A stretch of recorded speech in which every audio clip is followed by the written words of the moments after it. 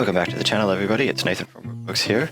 This week I've got something very different from what I usually do. And for anyone that knows me, it's no surprise that I'm actually a massive Taylor Swift fan, regardless of what I listen to elsewhere, like all my heavy metal. I can't help. I love it. I love Taylor Swift. So anyway, I was doing some anatomy studies and I decided to turn one of the poses into someone, make it a portrait, actually finish it off, see where I could go with the anatomy study. So I picked Taylor Swift. So obviously I had to figure out what the face would be like. So I pulled up about a million different references, and Taylor's got a million different looks. And so it was a little bit difficult trying to nail down what I was going to, how I was going to stylize it and everything. So I started with a hairstyle. I just picked one and scribbled it in. Taylor's also got a lot of makeup on, so getting that structure and building it slowly was a little bit difficult because she really didn't look like Taylor as I was drawing it until I started adding thicker makeup and thicker shadows and all that sort of stuff. So I stayed in black and white for quite a long while. I wasn't sure what color I was going to go with. In fact, I was thinking that I might do a couple of different colors and do a couple of different versions of the same painting, which I still might do, I'm not sure. But in the end, I went with the sort of 1989 style, that's the song style sort of look.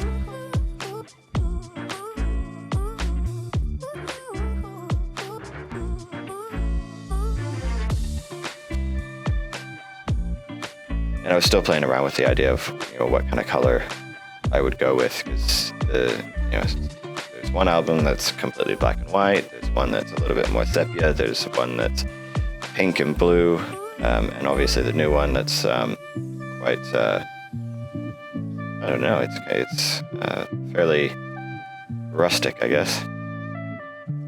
So as you can see, I was playing around with the backgrounds.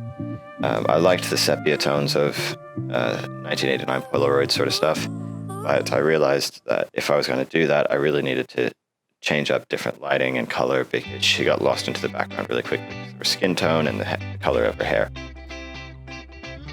So I played around blues and then I settled on the pink, at least for a while. The pink gave enough contrast for me to be able to see what I was doing with the golden hair.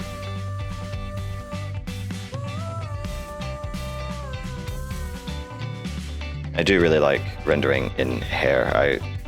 I use Dave Greco's DG main brush, and I just love it for hair because you can constantly change the size of it, the stroke.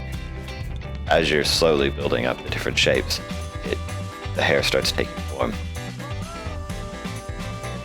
You can use hair brushes and all that sort of stuff, but I find you don't actually have as much control with those. At least I don't.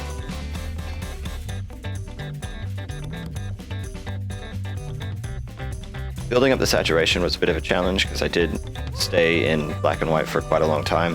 I used an overlay layer, in fact I think I used a couple, and I used a screen layer to try to get rid of some of the black.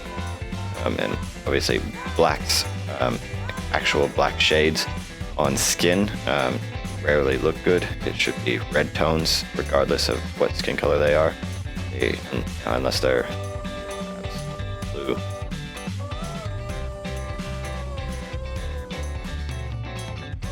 And then from here on out, it was just a little bit of finishing touches here and there, figuring out lighting and all that sort of stuff.